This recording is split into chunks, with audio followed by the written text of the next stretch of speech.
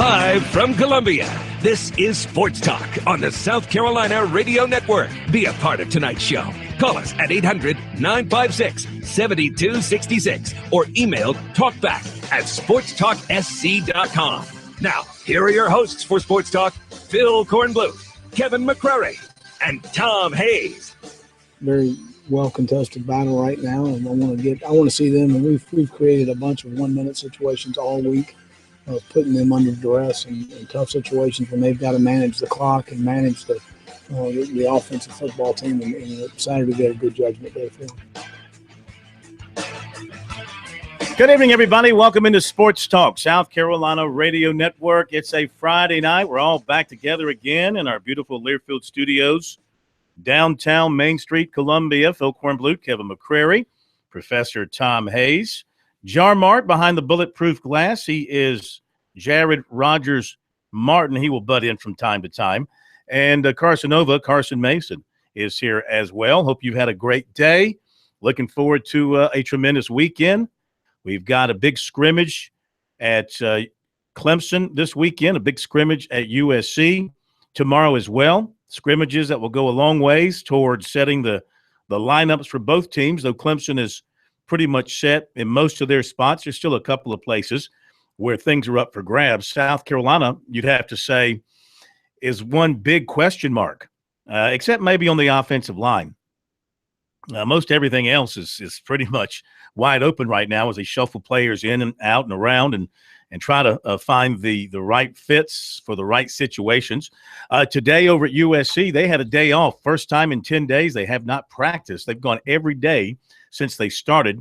They had a little bit of they had meetings and things of that nature.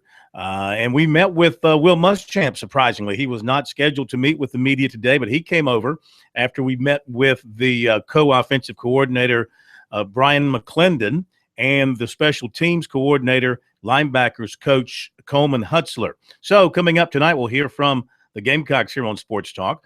David Hood from TigerNet, who, of course, is assisting us in covering the Tigers in camp. He'll join us a little bit after 6:30 to talk about what he's seen from Clemson. And also tomorrow, the media is going to get a chance to walk through the new football administration building, which is being erected on campus around the first of the year.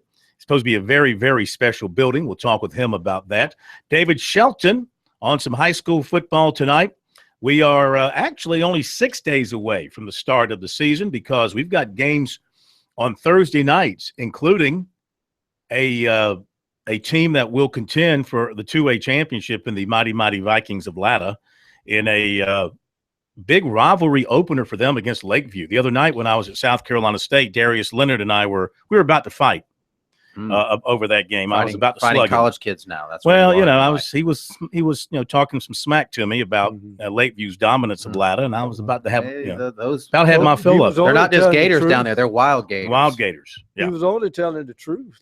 That's Why true. would you get upset over the truth? They have dominated us over the They have years. some athletes that come out of Lakeview. No question. Just the water. Especially in baseball. For a team, for a town that only has like 500 residents, I don't know where they find them every year. It's the water. You think so? Water, working out in those tobacco fields. Drinking out of Buck Swamp, that'll do it to you. Ain't no question. I don't know what swig. I don't think that the people, what organization would that, a DHEC? I don't think DHEC's ever tested the what's in Buck Swamp. So I'll try some of that and whatever they have in the water at Rock Hill. It's a big secret. Monty Dutton will be here with some NASCAR talk. We've got a preview tonight as well of the Florida Gators coming up. So there you wild, go. Though. Those are tame Gators. They are the regular Gators. Domesticated Gators. Our phone number, 800-956-7266. Love to hear from you as we wrap up another week of camp. Rolling inside of 3 weeks now before the kickoff of USC and Vanderbilt. And you can, Muschamp is pretty much the same guy anytime you see him. He is not an excitable type whatsoever. His dealings with the media are very straightforward and blunt, and which is absolutely fine. And so it's hard to tell if he's starting to sense the urgency of getting lineups together and getting all the little things in place for a game. For example, he said tomorrow it will be game-like scenario in many ways. Mm-hmm. Coaches will be off the field, and they'll be shuttling players in, and they'll be up in the press box and doing those sort of things. But they'll do some situational things that they haven't really practiced so far, like coming off the goal line and also doing some goal line going in type stuff. And also they're going to practice halftime. They're going to practice. They're going to take a break like it's halftime and go in and treat it like a halftime so the players will know what to do when they go in at halftime. Because every coaching staff has their way of handling halftime. Yeah, and that's what you have to do. I know schools do this all the time. I think at Clemson they call it the Beanie Bowl when they go out there and they go through they run down the hill. If you don't want anybody confused or thinking about anything other than the game plan, so you know what to expect. There's no surprises like where do we go, what's going to happen next, especially when you have so many new guys. And well, really everybody's a new guy to Will Muschamp. They have no idea what he's going to be like on game day at all. Well, they can pull out some game film. They're going to find out. I would imagine tomorrow they'll find out. Well, you know, the interesting thing, if I'm Will Muschamp, and even if I have an idea who I'm going to start, I'm not going to tell anybody, because I want that sense of urgency to be on them until maybe a few days, maybe a week before kickoff, when everybody knows they have to install the game plans. Mm-hmm. But I think he wants to keep that sense of urgency there. I wouldn't be surprised. Well, maybe I shouldn't say this, but I have this. Sometimes I have a sinister bone and say, well, if my quarterback wants to be prepared, do I tell my offensive line on a certain play to just swing the gate open and let them take a big hit? Pro, I hate to be the bearer of bad news, but you don't have to tell the offensive line to do that. They've opened the floodgates a few times there. Now, this offensive line at South Carolina is supposed to be good. We're all supposed to be in a good mood. I'm not talking about South Carolina's offensive line. I'm talking about any offensive line. Mm-hmm. Does a coach in practice swing the gate open just to see if his quarterback can take a hit? Well, there's a reason those guys are in yellow. It's because they're not supposed to be hit. Yeah. So, I mean, that's even more surprising when you got the yellow on and get hit. If the guy breaks his collarbone and you go, oh, well, he can't take a hit. Yes, not. So now what? He did say the competition continues with the three quarterbacks. He said there's been no separation. He would not say if he wants to play 1, 2, or 3 in a game. I don't think they'll play 3 in a game, but certainly the 2.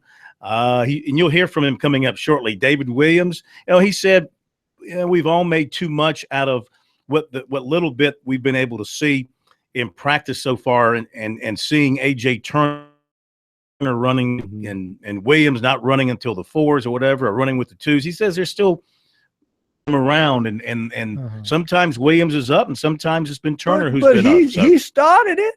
He said it. Well, if you got to talk to a guy and fire him up every day, well, he started. That's true. Receiver wise, they've got Deebo Samuel back healthy now, and he's out practicing. Brian Edwards continues to look good as a freshman.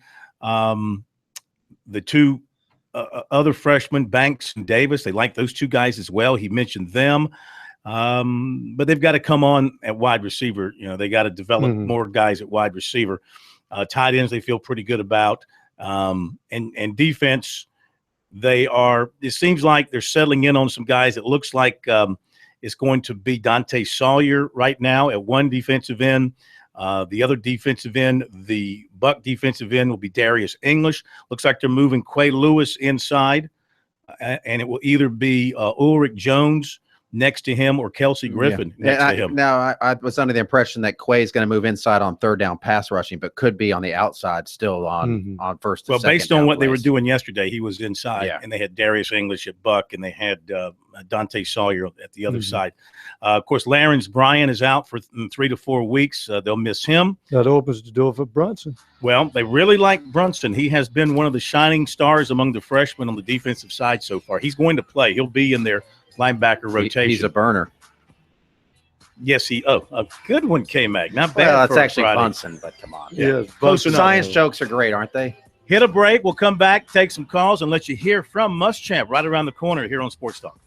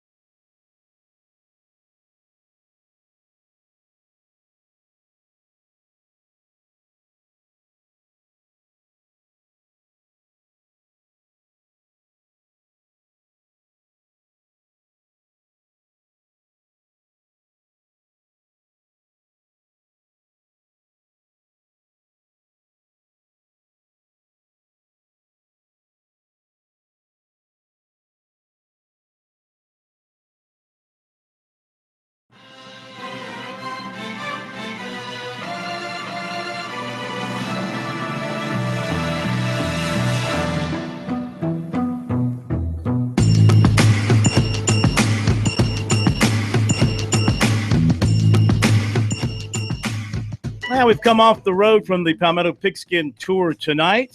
Had great times at South Carolina State, Newberry, and Presbyterian. Thanks to everybody there for taking good care of us. Next week, we'll hit up Benedict College on Tuesday, Charleston Southern on Wednesday, a little golf with the Citadel boys on Thursday, and also a visit with coaches and other dignitaries from the Citadel next Thursday down at Patriots Point in Charleston, Mount Pleasant.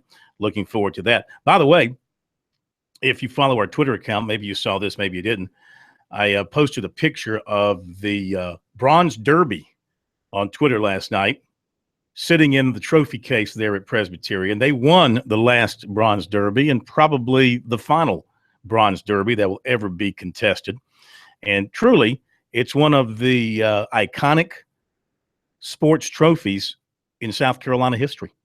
There's no doubt about it. Play on Thanksgiving, sporting event of the day in South Carolina, along with whatever high school games might have been played, but still the Bronze Derby, that overshadowed everything. And it's still sad from a sports standpoint here in South Carolina that it's no longer played between those two bitter rivals, but Presbyterian making the move up and Newberry being, the size that it is, and Presbyterian feeling like there's nothing for them really to gain by playing Newberry any longer because of their status as a NCAA Division I program overall and FCS in football, while Newberry's Division II. So, and there really is no, except for the gate. I mean, they would still, I'm sure, if they played at Newberry, played at Presbyterian, good. I'm sure they would fill it up. In the next few years, if Newberry starts to grow and want to bump up to not going to happen. Yeah, they got a long way to go. I mean, yeah. I do, and I understand Presbyterian's kind of taken the stance of why would we play them? We don't need to play them. They're playing Power 5 conference schools. Well, they're playing Florida, crying out loud. But with that said, even if it's once every 4 years, so everybody in each class gets one battle. Yeah. I mean, make it happen. Just it's good for the state. Sake, yeah, I mean, and the other thing is, Florida goes down. They don't need to play Presbyterian, but they do. I mean, so you've got the resources, the advantage. Play them. I mean, I know Newberry would take the game. I'm sure the state would love it because they've got everything to gain. And if it's only every 4 years, like the Olympics, I mean, it'll make it bigger. It's like, okay, you get that thing for 4 years. That's just a sentimental part of me would like to see that happen. If you can make it work. What's sentimental part? I remember going to my first Bronze Derby game. Is it well, Friday I remember part of it. I remember that's what happens on Fridays. Yeah. I make science jokes. I get, wax nostalgic. These are the things that I do. You hate to see all sorts of traditions go down the drain just because of the almighty dollar, but that's what happens. Yes, it is. All right, let's go to the Gamecocks. No practice today, but Will Muschamp and a couple of coaches met with the media over at the stadium this morning to update things and also talk about the big scrimmage, the important scrimmage for them coming up tomorrow. It's closed to the media and closed to the public. Let's listen in to Will Muschamp. Possibly, yeah. I think we got to narrow it down to two. There's no question, and still have the third guy repping at times, but see how they do Saturday. We've had a scrimmage situation on Wednesday. We got off the field. I thought all three guys did some really good things. We'll have more. I limited the defense a little bit Wednesday on what they could do. So it'll be everything we've got in as far as the installation, which we've got a lot on both sides of the ball for Saturday, and see how they function. Perry and Brandon remain the two ahead of the pack? Well, I think so. For as far as Jake is concerned, strictly just of experience and reps and turns, and that's really it. I mean, from a talent level standpoint, he's right there. So it's just a matter of the experience within the offense and what we're trying to do. Any separation between Perry and Brandon? No, again, very, very well contested battle right now, and I want to see them. And we've created a bunch of 1 minute situations all week, of putting them under duress in tough situations when they've got to manage the clock and manage the offensive football team. And Saturday we had good judgment. Williams working his way back up a little bit. He's doing fine. Mm-hmm.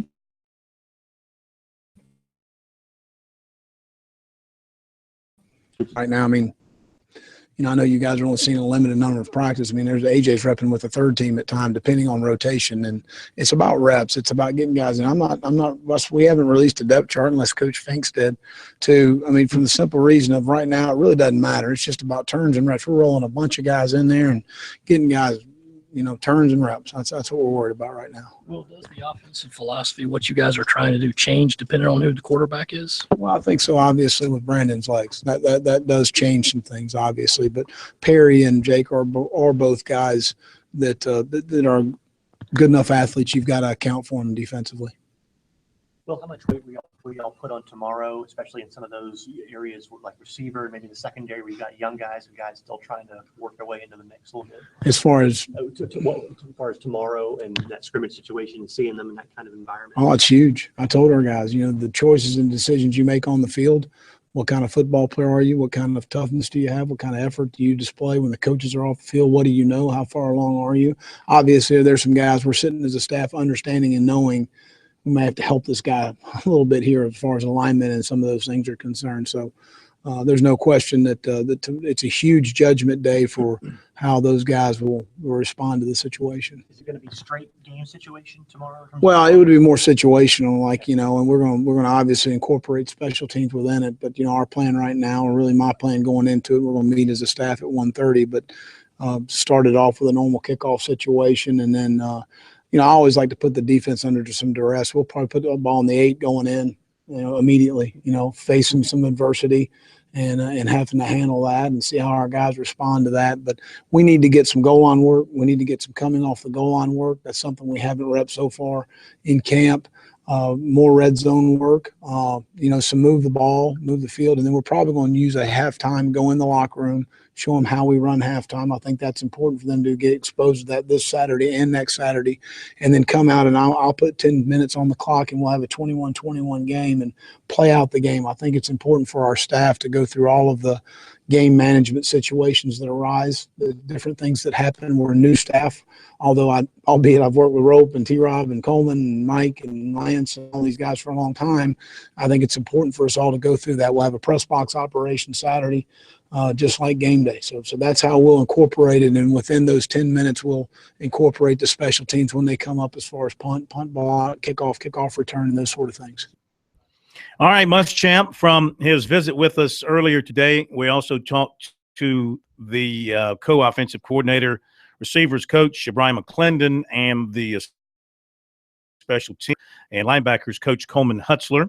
And we'll have a little bit more from them for you coming up a little bit later on. So Muschamp geared up for this scrimmage tomorrow, and he wants to get a good look at a lot of players, see how they handle things, see how they handle some not adversity, but being placed under some tense situations. As you heard him say, he wants to come right out of the gate pro and put the defense out there, I think he said, with their backs to the wall to see how they handle a tough situation from the beginning. Well, I think probably when you look at it, Corn, it also tells you who your leaders are. You want to see who's talking in there. If they have to make an adjustment, if the offense flips guys over or they see a movement or a key, because you got to play great defense. This defensive players communicate in the field of play during action to tell guys where they need to be. So it'll be interesting to see. All right. And of course, there'll be no media or public access,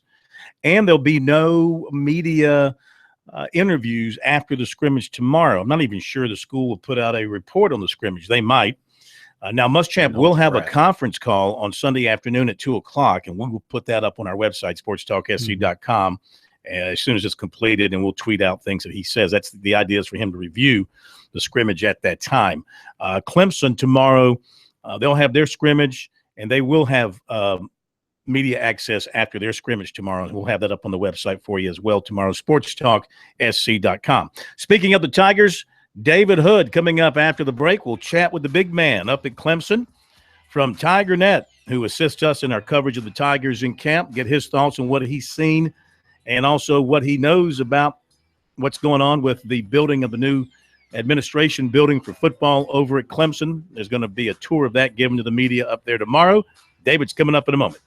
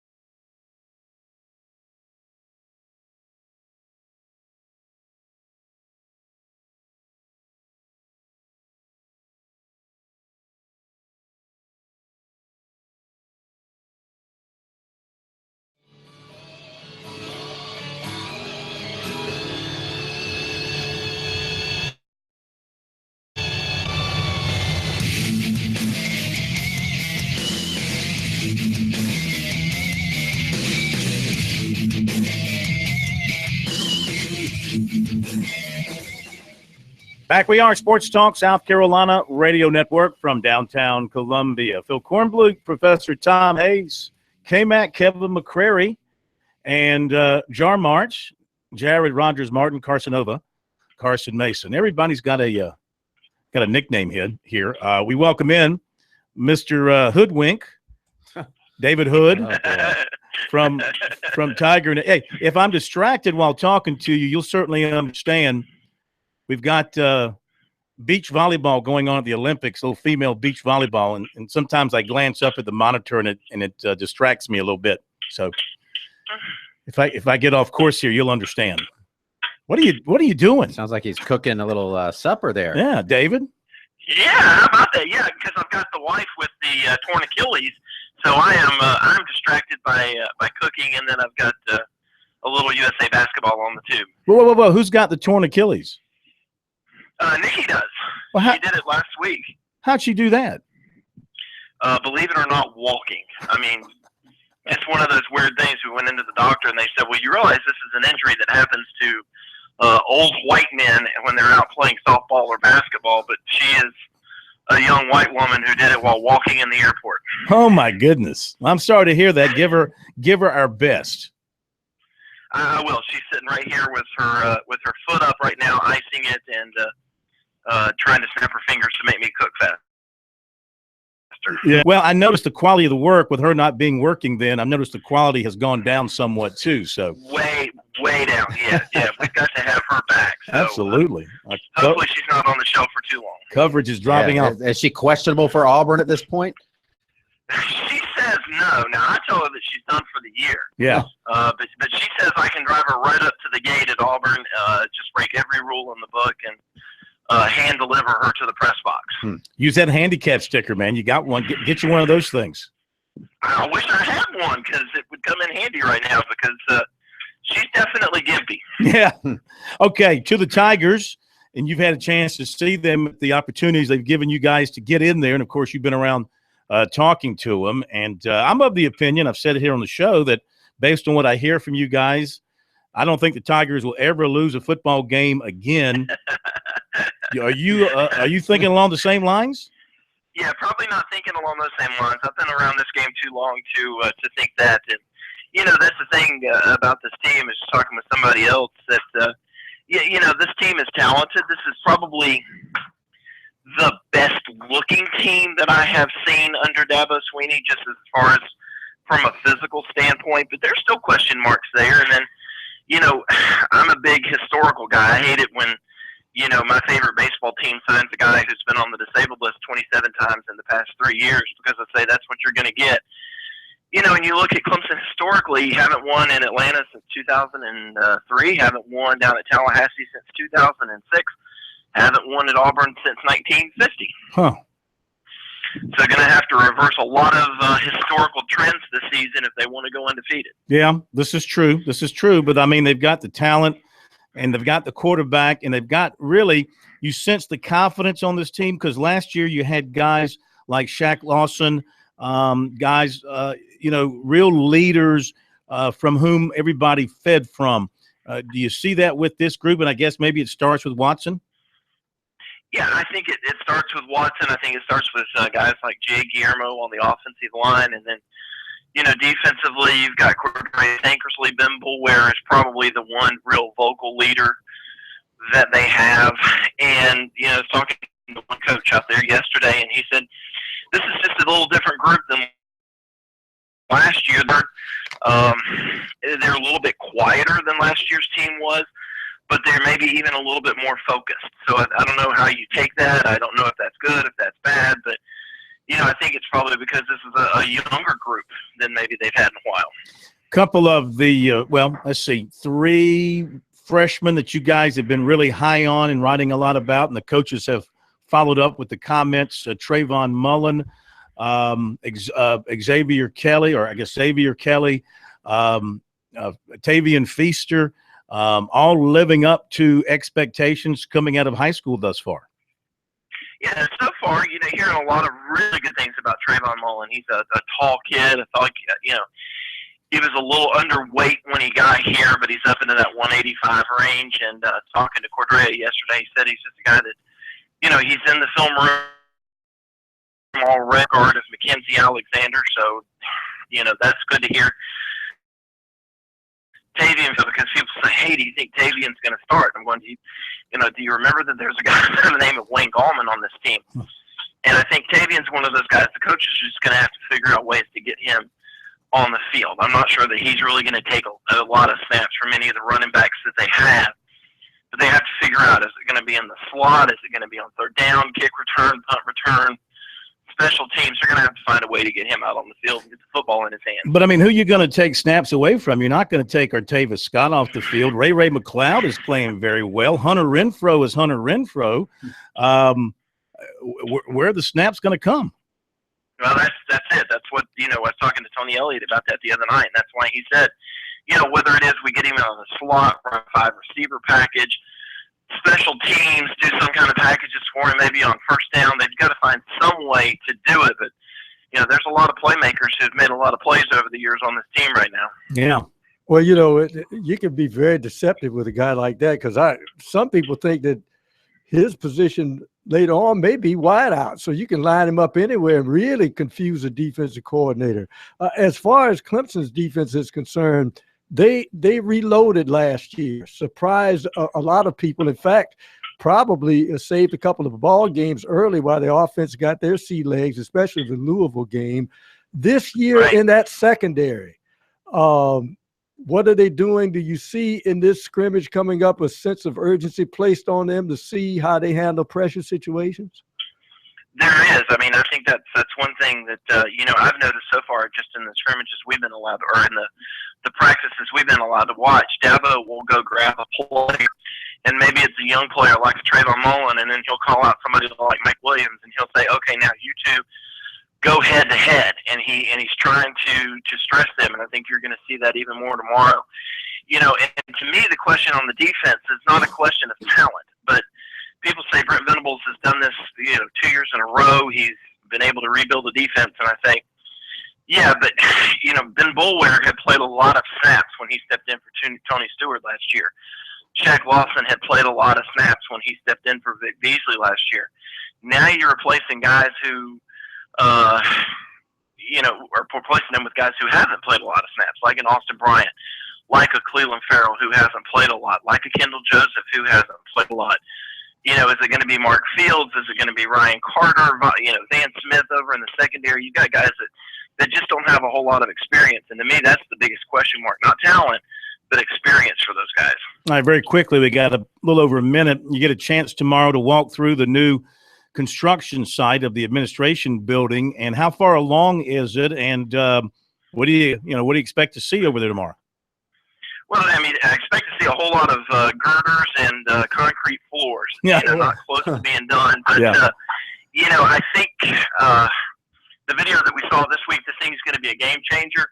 And I'm actually hearing that it could be done as early as late January. Now, I don't know if that's feasible or not, but hearing late January. So, we'll probably get a little bit better idea of the finish date after tomorrow's tour. I think they should let you be the test dummy on the slide between the second floor and the first floor. If the only qualification was dummy, I would be the perfect choice for that. But I have a feeling that's going to be reserved for Dabo Sweeney. They need something to be able to test the strength of the metal, holding it together. It needs a good, strong test. Called me fat on air. But I love you. He didn't even disguise it. You're just a big man in my eyes. He's just joking. He's just joking. It's being sarcastic. You're going to have to get him for me. Yeah, I'll do my best. Okay, Mr. Hood, thank you, sir. We enjoyed it. Enjoy what you get tomorrow. We'll be looking for it, and we'll see you soon. All right, buddy. Bye-bye. Thank you very much. Take care of the wife. All right, David Hood from up at Clemson Tiger Net does a fabulous job with his wife, Miss Nikki. Sorry to hear that she's on the DL right now. Hope she gets better soon. We'll be right back. Some recruiting and more here on Sports Talk.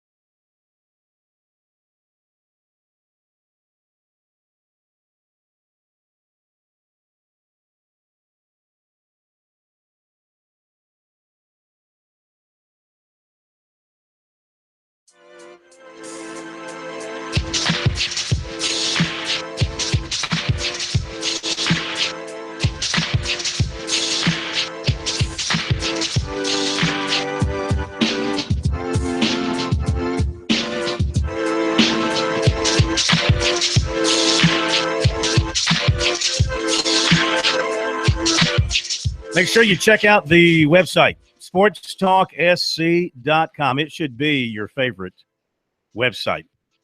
Check it out every day. Stories, USC, Clemson, other stories, of course, recruiting. Our poll question of the week, how will USC fare in September? If you haven't voted, you've got till Sunday. That's when I put up the next question. 33% say the Gamecocks will do 3 out of 4 in September. 28% say 2-2. About 14% say they'll win them all. About just under 14%, 13.75, say they will lose them all. And 10% say they'll win 1 out of 4 to open the season. I lean more towards the 3 out of 4 category. 3 out of 4. That's what I voted. Oh, did you vote? I voted. Oh, good for you. I'm a voter, upstanding citizen. I Sports voted. and all. I haven't voted. Yeah. Let me vote. Well, I haven't voted because I write the question. I don't think I should vote. I've voted. I vote early and 2 often. and 2. Actually, 2 and 2. This only lets you vote once. Of course, we have all the latest technology. Do I have to show my ID before I vote? Yeah, here? voter No, ID I'm on good. this. What are you voting? Let's see. Win them all 3 out of 4. I'm going Wait, to say a split is acceptable. A split is acceptable. I think 2 and 2 is acceptable, but I think 3 out of 4 ain't bad. Isn't that a Meatloaf song? Well, No, I want that them was to 2 out come of into 3. that Georgia game in October hopeful. Hopeful. So we have a good that's fight. why the Vanderbilt game is the biggest game of the season for them. That's why winning that first one will get them off on the right foot in the right direction with the momentum and enthusiasm. Even if they lose to Mississippi State, you come home 1-1. You better beat East Carolina. You're 2-1 going to Kentucky. I'd even like their chances to go up to Kentucky now. That's 3 games under your belt. Whoever your starter is, McElwain, will have some experience. You'll be coming out of Kentucky maybe 3-1. And then that sets up who's the next week after Kentucky? I don't have the schedule in front of me. Is that Georgia the next week? October 8th That's is Georgia. That's Georgia. So you're 3-1 with Georgia coming to town. Big game. Big. I don't think South Carolina. Well, anything could happen. But you're asking them to win 3 toss-up games out of 4. I'm asking them to win 2 games 2 of which on are the on road. Yeah, I'm asking them to win 2 SEC games. Win half your league games that are on the road. Win That's those. why I think 2 and 2. I like to keep things realistic. Yeah. And if they win 3 out of 4, you're dancing a jig. You're way ahead of the game. You're in great shape to make a bowl game. I think so. All right, and I noticed that I think it was CBS Sports had their projections for all the bowls yesterday did not include South Carolina in a bowl game. Idiots. They'll be in a bowl game. Mark it down. I guarantee it. That's if going they're not in a list, bowl Corn. game, that's going in the I'm going to list. walk naked backwards to the first time. See, Jared, you weren't here back in 19 what was that? 80. But when did Tommy Frazier come in? Nebraska quarterback? Yeah, Tommy Frazier was supposed to go to Clemson. That's what his sister told me. I'll put it on her. She flat out told me he's going to Clemson. And he believed her. Well, why wouldn't I? It's his sister. She hadn't misled me the whole recruiting period. I wouldn't believe anything my sister says about and so me. I said on the air, I said, if he doesn't go to Clemson, I will walk naked backwards to Clemson. When are you going to do that? When are you going to pay off? How do you know I haven't done it? Oh, I know. Now, I did hear that you actually paid Rick Henry back because you were Twitter shamed into paying him back for the Latta loss to McVie. I wasn't Twitter shamed. I did the right thing. You never. I owed the man from like 4 Lakers championships. I owed the man. I paid the man. That's all. I'll get my blood back from him this year. All right, to recruiting. Linebacker Drew Singleton of Paramus, New Jersey, was at Clemson last weekend. Tigers have been in his top 12. In all likelihood, will be around when he cuts the list down to his 5 official visits. His coach, Dan Sabella, says that Clemson has been at the top of his list as long as he's been around year there, been around since December. That hasn't changed. He said that Clemson always, when he's talking about his schools. Singleton visited Clemson as part of a swing through some southern schools, including Alabama. He also visited the Tigers for Junior Day in late January. And this visit further enforced what he saw earlier, according to his coach. He likes the fact that his position, he likes what the future looks like there. He feels like with who's graduating, he'd have a chance for early playing time. Sabella said right now he's not sure if Singleton will wait until signing day on a decision or do something sooner, but he does expect him to take some of his official visits. Clemson is also still involved with Singleton's teammate, defensive lineman Corey Bowles, who recently visited Georgia. He also visited Clemson in January. He's not been back, but Clemson still weighs heavily on his mind. Coach saying that Clemson is definitely still in it. He has a few more schools in play right now than Singleton does. But Michigan looms large with both players because of their history of recruiting that school. And in fact, they're going to play their season opener in the Big House against a team from Maryland. And the coach said, hey, they're going to get them on campus, and that's going to play into everything. He says that his guys have been there before. He's hoping that they'll be focused on playing their game and getting a W. Sabella said he's 99.9% sure Singleton will take an official visit to Clemson, and he knows Bowles has set an official visit to Georgia. Outside of that, he's not certain of the other official visits for the two, though it's certainly likely that Michigan will be one. Defensive end MJ Webb of Madison, Georgia, was at USC for a visit for the Spurs Up Cookout back in July. Called that a 10 out of a 10 on the scale of pleasantness of a visit. That was his third visit in 3 months with the Gamecocks. He plans to come back on the 19th for a visit to watch practice. He also has an official visit scheduled for the weekend of the Georgia game. Right now, USC is a strong favorite for Webb, who talks with Will Muschamp once a day or every other day. They talked yesterday morning. And he said, most people, like my teammates, they think I'm going to end up going to South Carolina. He said, but you never know until the end of my process. He's also had Auburn, Tennessee, Kentucky, and Florida on the short list. He hopes to announce his decision in early November. Basketball, Clemson is in the final two for point guard LeVar Batts, Concord, North Carolina. This according to Dan McDonald of Rivals. He plans to visit both schools before making his decision. Apparently, he's very, very good.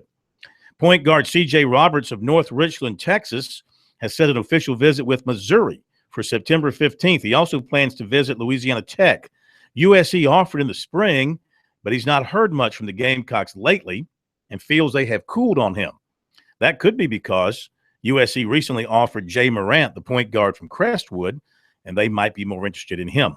6'7" Dwayne Moss of Carolina Forest said he's not yet made plans this fall. USC is one of his offers. He said there's been nothing new between him and the Gamecocks. Point guard Jordan Davis of Dutch Fork made an official visit to Butler last weekend. He said it went well, liked everything about it. He's going to visit Dayton officially August 26th. He's also looking at Kansas State and Middle Tennessee for officials.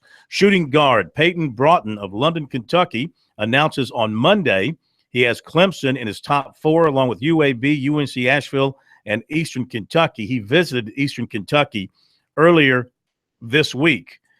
And I do believe we have covered everything recruiting-wise, unless you have something that you want to share with us, K-Mac. Well, I've got something.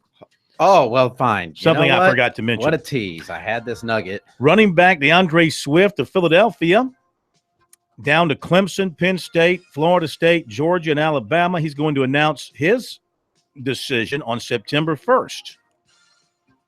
And receiver Justin Marshall, Covington, Georgia, who was going to announce on August 15th, has moved his announcement to August 31st.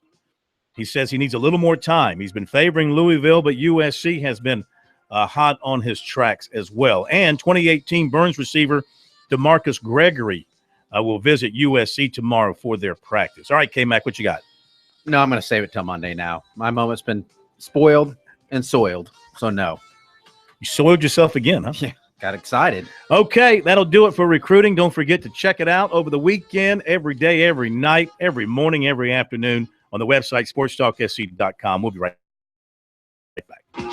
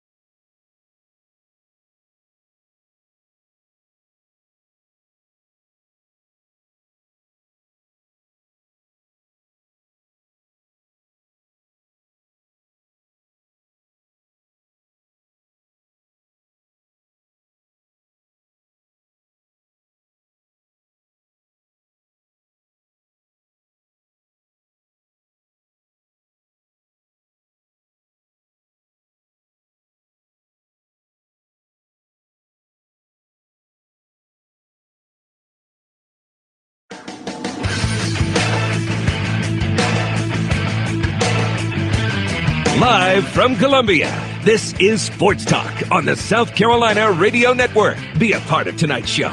Call us at 800-956-7266 or email talkback@sportstalksc.com. Now, here are your hosts for Sports Talk, Phil Kornbluth, Kevin McCrary, and Tom Hayes. We are back. Sports Talk, South Carolina Radio Network. Good to have you along with us on this Friday as you head into the weekend. I know you're getting ready to do some relaxing things because the weekends are starting to run out. Football will be here in terms of the college and the high school game. The high school game next weekend. The college game just a couple of weekends after that. So you can forget about mowing the lawn and painting the fence. Anything else you had to do on your chores list, that'll have to wait for about 6 months or so until football season's over. Yeah, so you better get it done the next couple of weekends. Tell the wife and kids, goodbye. Okay, see you guys for a few hours at Christmas, and then after the bowl games. Really looking forward to the season. I think it's going to be intriguing in many different ways. Clemson trying to do it again. South Carolina trying to start over. And then you've got teams like Citadel and Charleston Southern trying to build on what they did last year. Coastal Carolina going into new orders. Newberry trying to get back to the D2 playoffs and maybe win a game and take that next step. And other teams just trying to win some games and enjoy the sport of football, because that's where the fun is. The fun is in the winning. Speaking of enjoying, I know I'm beating a dead horse, but I'll say it anyway. I got to say, some of you fans, win or lose, it almost like you watch a game and you're having a root canal. Enjoy the game. I see. There you're falling. You're going right where I was going with Clemson and the pressure. Clemson fans can't enjoy the games anymore. Yes, they can. No, they can't, because now you can't enjoy watching number 4. They're thinking national championship and lose a game, and their whole season is going to cave in from that standpoint. You can still get there, even losing one game. Yes, it'll be hard. Alabama got there and won the whole thing. That's Bama. Lost again. That's Bama and the SEC. It's a whole different approach. It's a whole different view. Say what you will. They can lose one. If Clemson loses to Auburn, of course, they'll have to run the table, which they're capable of doing. Very capable of. But they'll have to have some help. They didn't need any help last year because they won all their games and everything. Mm-hmm. They just took care of business. They're still starting pretty high. I mean, they are. So they're actually in a better place. But if they now lose than they were to Auburn, they may start out number 1 when the AP poll comes out. There's some feeling they may be number 1. And that comes out next week, right? I think so. They'll be no Sunday. Worse than number 2, but lose to Auburn, a team that will be, what, double-digit underdogs? No, they're 7. Auburn's a 7-point underdog right now. 7 underdog. But it's kind of growing, isn't it? No. As the injuries pile up at Auburn? I don't think so. No, that's your goatee. My goatee's piling up. Anyway, lose to Auburn, you're going to probably see Clemson drop down to about 10 if they lose. But if they do, you're going to see them drop significantly. And so I'm just saying the pressure is on teams like Clemson and Ohio State and Notre Dame and Florida State and Oklahoma, the elite. And Clemson's among the elite. Their fans don't have fun. Because their fans, it's national championship or bust. You have one of the best quarterbacks I've seen in college football in 20 years. If you can't sit there and enjoy that, you can't enjoy anything. And plus, you got to know this is his last year. Mm-hmm. You better savor this. I agree. I agree with you wholeheartedly. But I'm just the last year was fun for Clemson because but the pressure was on them last year. Because remember when they first got to number 1 in the rankings. But that was kind of late. No, yeah, but they said the reason they put them in the rankings is not only because they were winning, but the style of winning. In other words, they had no margin for error being in the ACC. So they not only did they have to win, but they had to have style points. And one of the things they kept saying was the way they win. They get control early, and the teams almost never down the stretch threatened them other than Notre Dame. And they said that was the reason we had them number 1. Now, nobody expects them with that young defense to play as smoothly as they did last year. They're going to have some some, Well, we said the same thing last year quarter about the defense last year. Yeah, but remember, they lost the previous remember year. David Hood said the difference this year is those backups who moved in last year had played a lot of snaps. These this year it is have a different not. Season, and they were getting gashed up a little bit at times towards the end of the season. You remember Syracuse? That game was a lot closer than it probably should have been. The defense gave up some big plays with a young quarterback up at Syracuse that hadn't played a lot.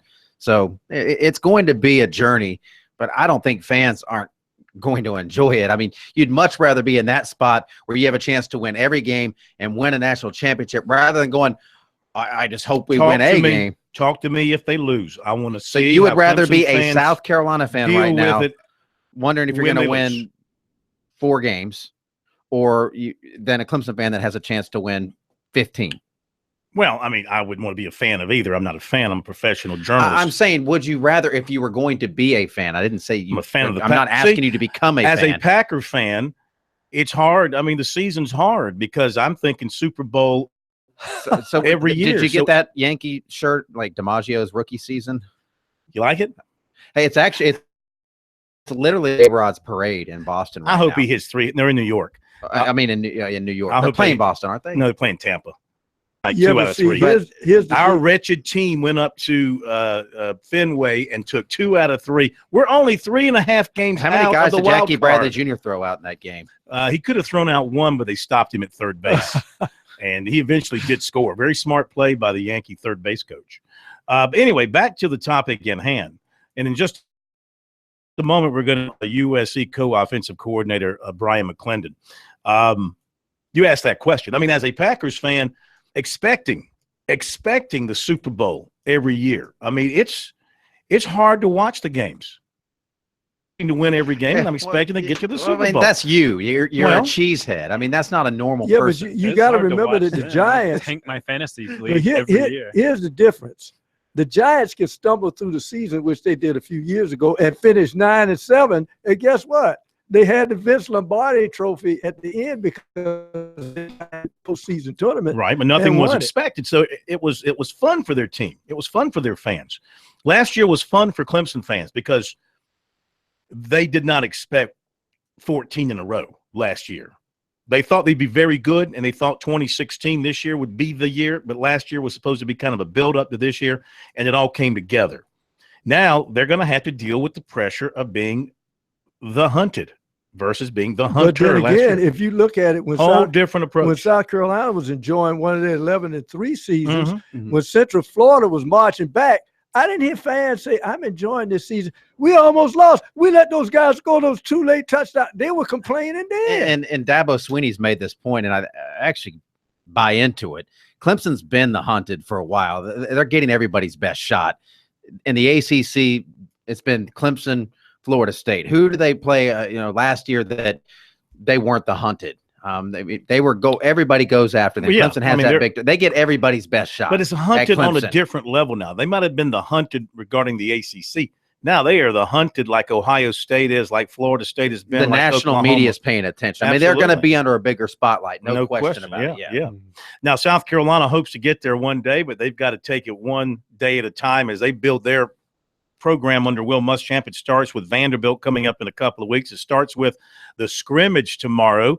We had a chance today as we met with the coach, hear from Brian McClendon, the co-offensive coordinator, receivers coach, and we'll hear from him coming up in just a little bit as he talks about the receivers and piecing this offense together and the scrimmage tomorrow and how important that is in getting people ready to go for Vanderbilt. Vanderbilt defensively is going to line up and challenge South Carolina on the line of scrimmage. I don't think there's any doubt about that. They think they can play with South Carolina.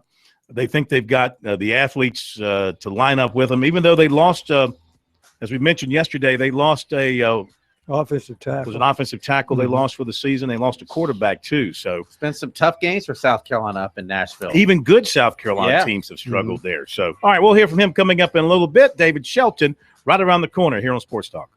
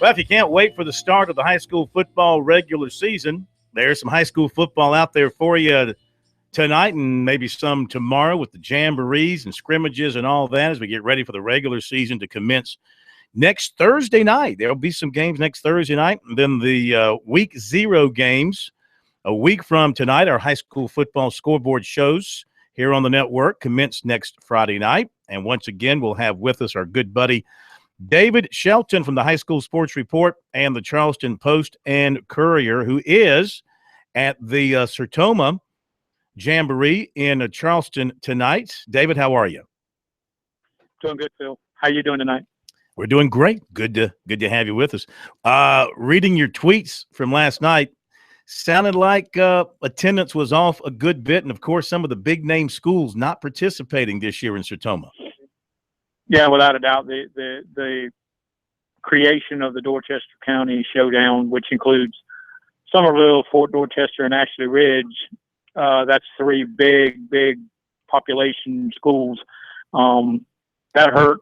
Berkeley's not in this year's classic, and Timberland's not in this year's classic. Not that Timberland would have brought a lot of people, but Berkeley would have brought a good crowd. So 4 major, schools with that usually have high attendance at this event are not in it. So that has caused for a lack of attendance. Tonight's crowd's not bad. It's better than last night, but it's still way off from what people expect here. The Sertoma Classic is a long-running high school event in our state, and it serves a great purpose as well. So, what's the future? Well, I mean, they don't. They feel like it's going to continue to be. I mean, I think they've got to make some changes. They've got to do something to create some interest. But it's 46 years. This is the 46th annual event, so it's obviously a good organization and it's a good good cause. They go to some good charities in Charleston. So they think that maybe they can convince or find a way to get the Dorchester schools back involved. But I can tell you this: if the Dorchester tournament, the little 4-team thing is a huge success, they're not coming back to Sertoma anytime soon. All right. Anybody really catch your eye of the teams that you've seen so far, team wise and individually? I thought last night. I thought Cane Bay looked pretty good. I like their offense. They run the sort of the Georgia Tech style offense, and they got some real good speed, and they have a really good quarterback, a junior, R.J. Roderick, who's a big guy that can run and throws the ball. I thought they were probably the most impressive team. I think tonight you'll see Goose Creek and West Ashley. I think that shapes up to be a good matchup, and I think Bishop England, from reports I've heard during preseason, they're a pretty good team. So it could be some pretty good football here tonight. Now, as you canvass the state over the last week, checking on teams and getting ready for the start of the regular season next week, have you picked up anything significant regarding injuries or anything else developing with any teams? No, other than the tragedy at River Bluff with the young man dying at practice. There haven't heard of any big name players. Been hearing some good reports from scrimmages up in the upstate. I've heard T.O. Hanna has looked really good. We talked about them some last week. I talked to Ren's coach Jeff Tate, who scrimmaged Hanna, and he said they're going to be very good. And Spartanburg looks good. Westside looks good. Dillon again looks very strong. The Jamboree over in Marlboro County tonight has Dillon, Hartsville, and Marlboro County in it. So that's some good football being played in Bennonsville tonight. Who is stepping in as the quarterback at Dillon? Because, of course, the 4-year career of Avery McCall came to an end. He took all his rings and went to Coastal. Who do they have stepping in? Yeah, I wish I could remember the guy's name. Yeah. I know. It was a defensive guy. The guy that played defensive end is now the quarterback, and I cannot remember his name, but he's a really good athlete, and he's a really good Zarion Hayes. I knew it would come to me. Big-time athlete, big, strong guy. They also have Johnny Davis, who's Johnny Allen, who's back as a running back. He missed last year with a broken neck that he suffered on a four-wheeler, but he has recovered, and he gives them a major weapon. He was a big-time running back for them as a sophomore, so he's come back. And Dillon's defense is going to be outstanding once again, and that's what they lay their money on is just be a good defensive team. And they'll get a test early. I think Mallard Creek is the opener next week, so Mallard Creek of North Carolina is a national power, and Dillon will get a good taste of how good they are. Yeah, I was going to ask you about that. How do you like that matchup? Well, obviously I don't know much about Mallard Creek other than their history and their tradition, so they're pretty good. They're one of the top programs in North Carolina and really in the Southeast. So I would suspect that, they played a couple years ago and Dillon had a chance to win that game and lost it kind of in the fourth quarter, kind of ran out of gas. So I would think Dillon will have a shot to win the game. They certainly feel like they are. Dillon doesn't take a backseat to anybody when it comes to confidence. So should be a great atmosphere. David, in your conversations with coaches and administrators around the state, how is everybody adapting to the new 5 classification, 5A through 4A, 3A, 2A, 1A? How are they adapting to that and the playoff formats for each of the classes and how they're going to work this year? Everybody seemed to be on the same page and pleased with what they've done? Yeah, I think for the most part, everybody's, pretty much accepted what's going to happen and everybody's okay with it. I think what you're seeing is in some of these conferences in 4A, there's only 5 teams. So they have to find 5 non-region games. They would have to find 6 because they only play 4 conference games. So, a couple of coaches have said, wow, you're going to decide a conference championship on 4 games. And then you got to find 6 other games to play, which could have to be against, bigger programs, bigger 5A schools or whatever. So, like Russell Blackson at Belton Honeypass said, he said, really, if the emphasis is supposed to be on the region, with only 4 games in the region, that doesn't show you that that's the most important part of your season. So, there's a little bit of things people would like to see tweaked. I honestly think in about 2 years there'll be a 6th classification, and you'll see a version of like the Big 16. The 16 biggest schools will have their own classification, and then you'll break down the other 5, and that may spread it. That may put more teams in each region, but I think that's going to happen. I think the number disparity is just too much, and I think people are going to figure that out over the next 2 years before they have to reevaluate it. Okay, next Friday night, as we kick things off, week 0, where do you plan to be? Right now, I'm looking at Ashley Ridge and Cane Bay, and then Saturday I'm going to Statesboro, Georgia, to watch Fort Dorchester open up their season at the Irk Russell Classic. They're playing Sandy Creek out of Georgia, which is a really good program, and should be a really good game, and looking forward to going to that. For your money, 30 seconds. For your money, not mine, your money, regardless of class, regardless of class, which is the number one, who's the best player in the state, regardless of class, regardless of position? Well, I tell you, I'd almost have to lean to DeCarrion Joyner right now, but there are some really good ones. Ortre Smith, I saw him in a preseason scrimmage last week. He's really good, but DeCarrion Joyner's got that it factor that people look for, and I think he may be the best overall prospect in the state. As always, my friend, thank you. Have a great weekend. Look forward to working with you another football season. David Shelton from the High School Sports Report, the Charleston Post and Courier. Interesting that he would say DeCarrion Joyner and Ortre Smith, because I think that as it stands right now, I think South Carolina has an excellent chance to get both of those players, one in the 2017 class and one in the 2018 class. And those are the kind of players you have to kickstart your program. No doubt about it. All right, we will be back here on Sports Talk, and coming up, we've got some NASCAR coming your way. We've got a preview of the Florida Gators and Brian McClendon from USC coming up too.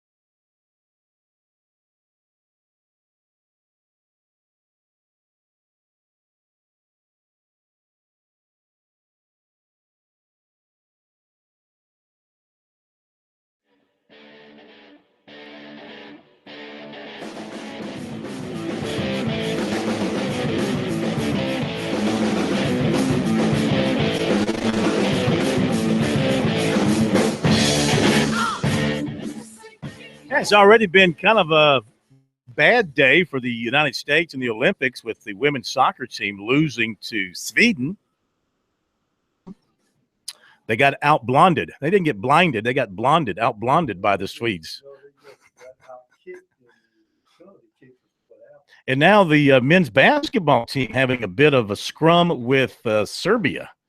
I think they're about to go to the fourth quarter. It's a single-digit lead, I believe, unless it's changed here in the last little bit. Well, the NBA players are on that team. So when the NBA players start to play? Fourth quarter. Yeah, that's right. All right, let's shift gears. Appropriately said. Get back to football in a little bit. There is no Sprint Cup race this weekend, but we never stop talking racing here on Sports Talk. It's time for the full Monty on NASCAR. We welcome in our good buddy Monty Dutton from MontyDutton.com. And I tell you, terrific race last weekend. A lot of bumping and grinding and crashing and a close finish, and just like you want to see in a Sprint Cup race, something right down to the wire. Yeah, I think there's quite the call now for more road racing. It's so funny how about 10 years ago everybody said that wasn't real racing, but road racing is particularly good on television. Yes. Because when you're there, you can't see anything except what's right in front of you. But you get to see uphill and down, left, right, and all that on television, and it's becoming quite the popular item. I always enjoyed it. I used to think that it was that kind of a welcome break, but now there are a lot of people calling for a road race in the chase. Do you think that'll happen? Not next year, but I think it's on its way. I'll tell you, that was the subject of my Bleacher Report column this week. And this is such that I actually, for the first time, feel that way, because I always thought that, there might be a select group who could win, and it might be a little bit of a competitive advantage for say, a Tony Stewart or Jeff Gordon in the past, Kyle Busch. But now the fact is last week's road race, 15 drivers in the field who won on a road course. The combination of the drivers getting better and the cars getting easier has made it where most of the top stock car racers are adept road course drivers, which we talked about last week. Yeah. All right, so what did you think of the late bumping with, I guess it was Allmendinger and was that Keselowski? I think they were kind of getting into it, and it continued for a little bit after the race? There were two incidents. One, it was Allmendinger's fault, and the other was when Martin Truex got spun out. Yeah. And I think that was by Keselowski. It's just one of those race incidents. Both of them were a little, bruised feelings, but after they thought about it a little bit, I don't think there's any question. One of the races was just sort of not enough room for two people. I don't think there's any question that Allmendinger, who, of course, pretty much only chance making a chase was to win that race, I think he got a little out of hand, but he admitted, and I think you have to understand the circumstances under which he was acting as a desperate man. So I don't think there's any long-standing rivalry stemming from that. Mm-hmm. Not the least of which reason is there aren't any more road races. Yeah. Now, you were talking about watching on television. Now, I don't know about you. Of course, you are a huge NASCAR person. I don't consider myself at the same level as you are. I consider myself a more than casual NASCAR fan because my work requires it, and plus I'm interested. So Sunday, I want to watch the race. And I know it's on NBC, so I go to NBC, and of course they've got the Olympics on.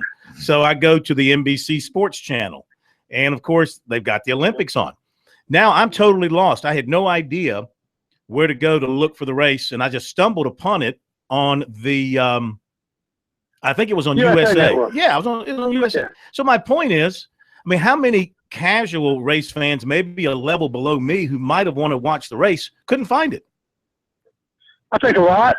I also think that, they try to let you know, but there's a lot of, we underestimate the people that hang on our every word. Exactly. All of us who cover the sport. Yeah. And so the people who found the race were the ones who said, well, I can't find the race, so I think I want to watch I want to watch something about a man murdering his wife in the movie of the week on USA. What? Oh, there's the race. There it is. That's exactly how I found it. I mean, I was just going click, click, click, click, click, click, click. You know, there's search features though, right? Well, you told me about that. Your Right. DirecTV. Here's the thing. But a guy like me doesn't know search features, all right? I don't know how to do that. But you didn't even have to know that. You have to know the USA is owned by I didn't know that. NBC How Universal. many people know that? Well, So it had to don't be know on one of the networks. I guarantee you, if you canvass the fans at Darlington in a couple of weeks and ask them who owns USA Network, 95% won't have a clue. Yeah. You know. But anyway. And some people who found the race were going, what? The Ted Bundy story part 3 is not on? All right. Did you pick up any good tidbits this week from anybody? You think Dale Jr. is going to be back next weekend, or it's going to be longer? It's my understanding. I'm not positive, but I thought that they've already announced he wasn't running at Bristol.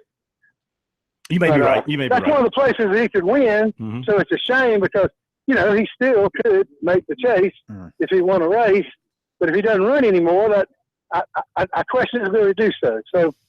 So you know, I think the sun is sort of setting, and I don't know, you know, if he doesn't make the chase, will he back this year at all? I don't know. Yeah, that's the big question. Darlington's coming up here, and Jeff Gordon was supposed to do a fan meet and greet at Darlington, and I was told this week that his people said if available, so he might be making plans to be driving at Darlington on Labor Day. Well, I think that's the likelihood, but I'd say, you know, if Earnhardt Jr. is going to come back, Bristol is a place he's had some success.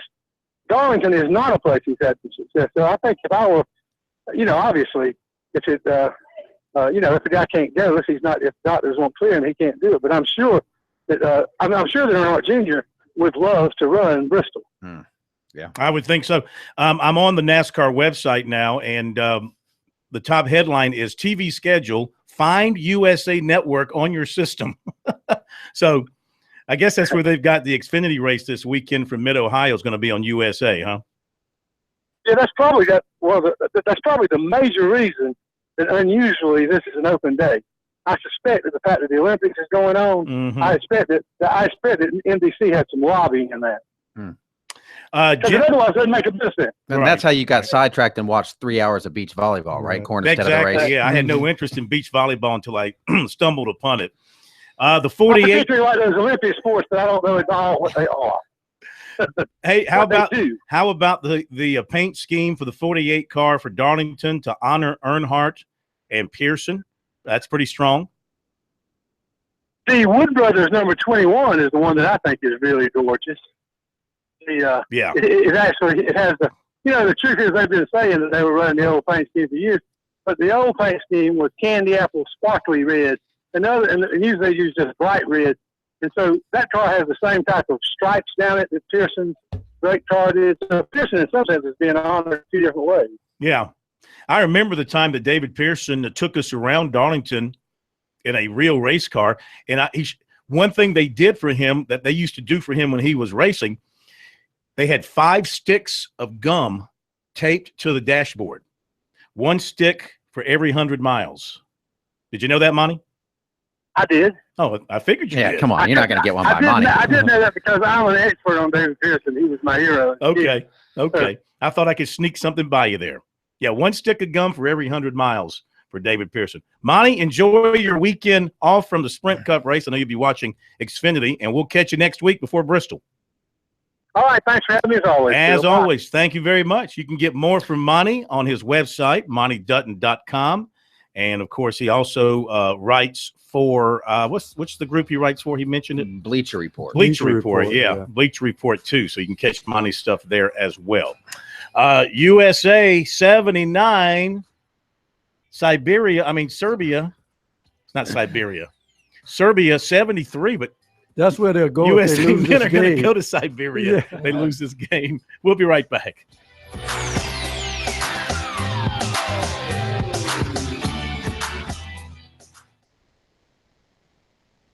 You got to swallow that stuff.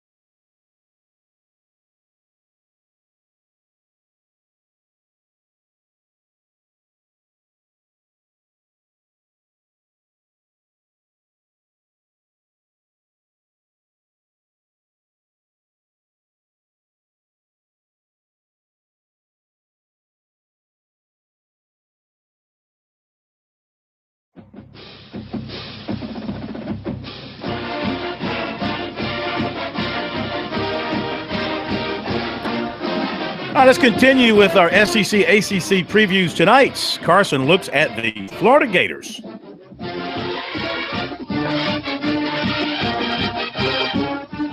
Florida Gators rocked the college football world last season by winning the SEC East for the first time since 2009. Jim McElwain's first season as the Gators head coach was considered a success by most, as his team started out 6-0 and finished with a 10-4 overall record.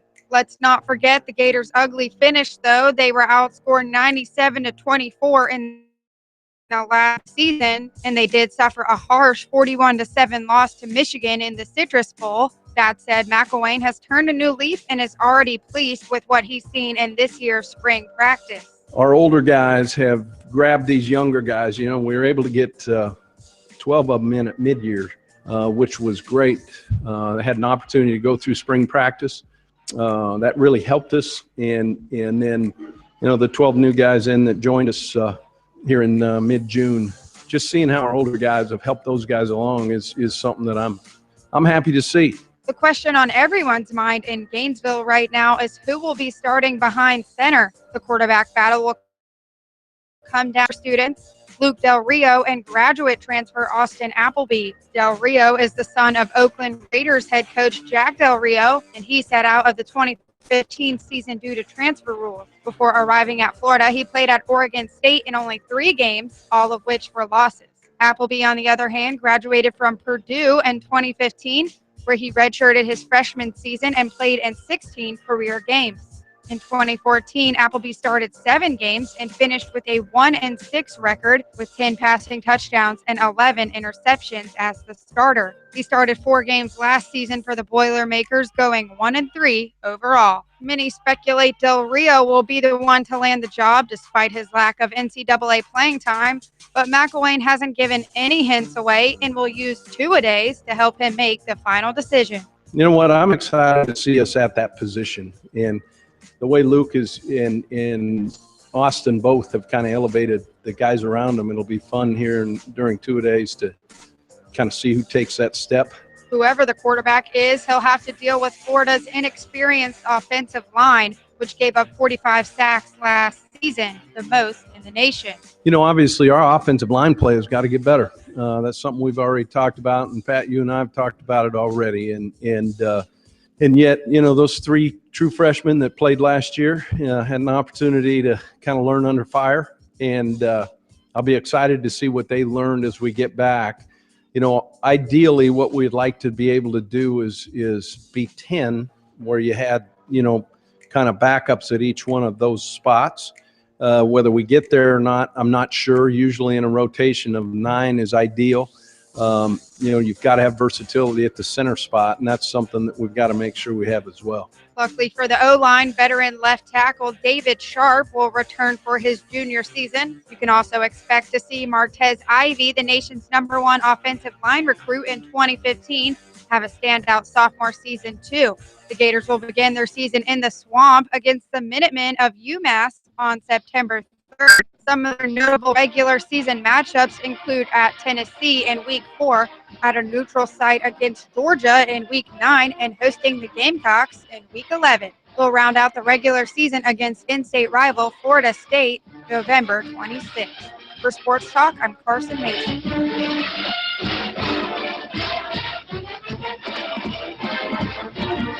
All right, Carson Nova, thank you.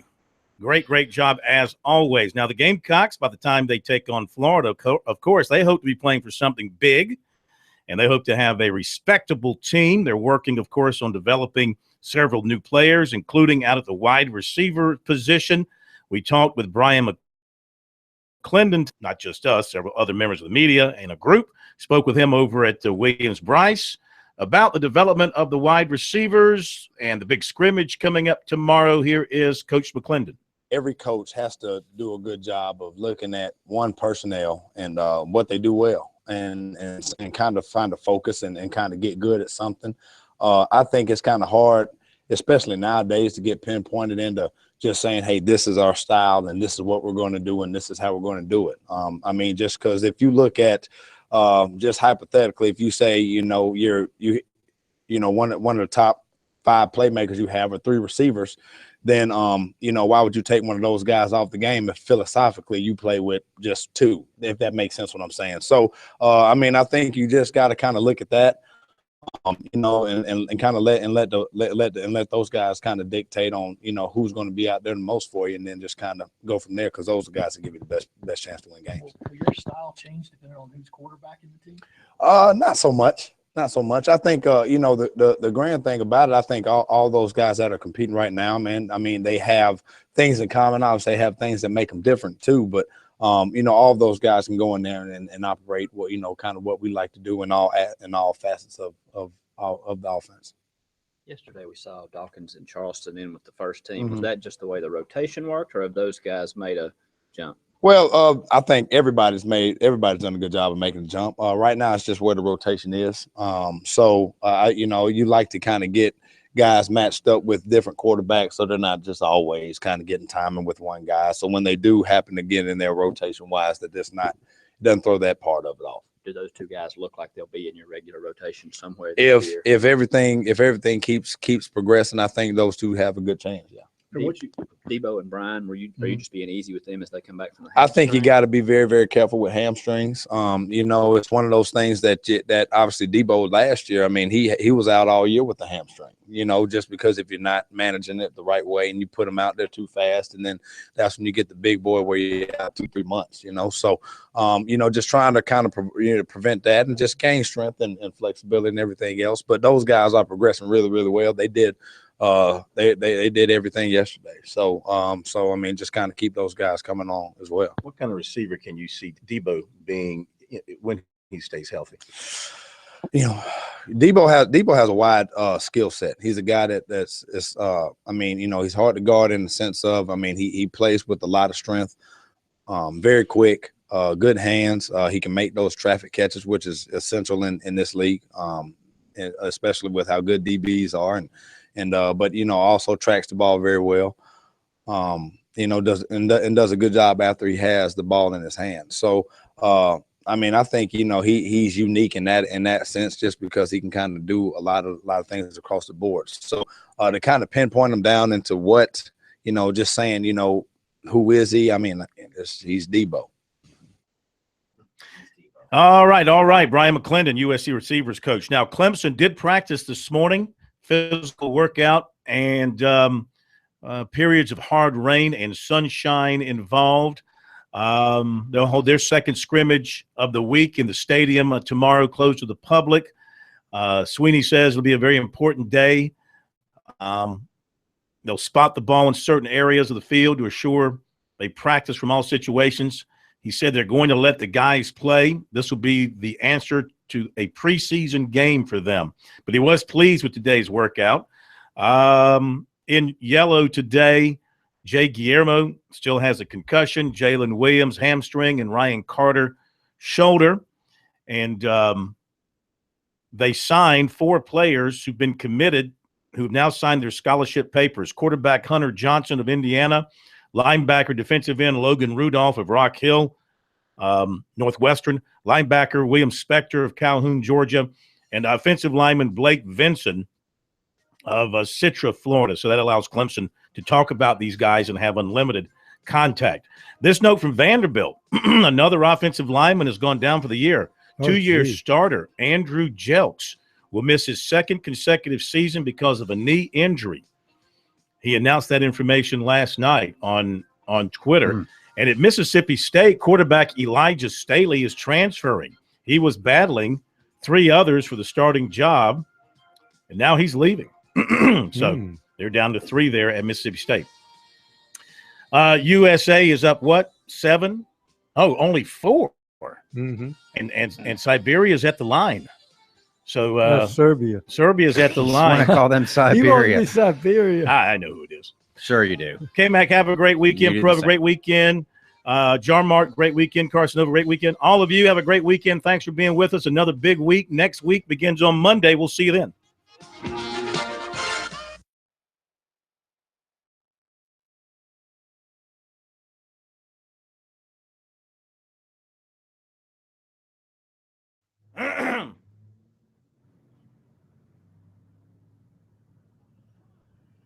Oh, shit.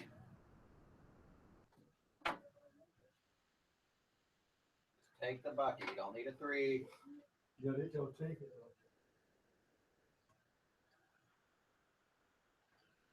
See, that's what I'm talking about. They can't really enjoy this because of the expectation. I mean, what kind of shot was that? He was trying to bank it from the key, from the elbow. I think he was trying to draw a foul. Now I wonder if the Yankees get rained out tonight, will they let A-Rod hang around till tomorrow? You're done. Because he's flying Minnesota.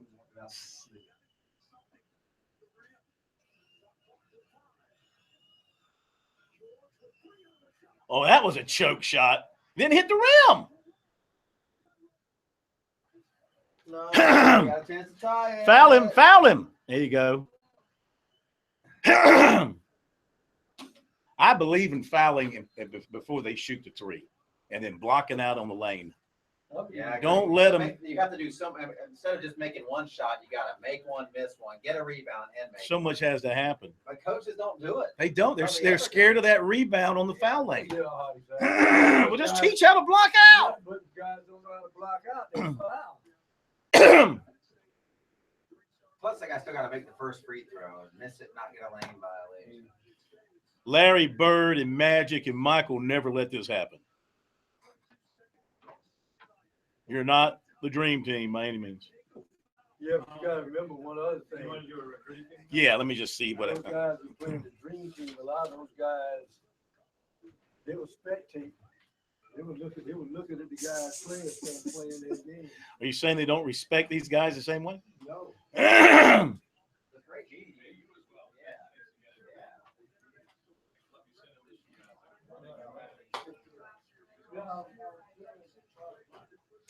Hey, Jarmark, don't forget to drop your video.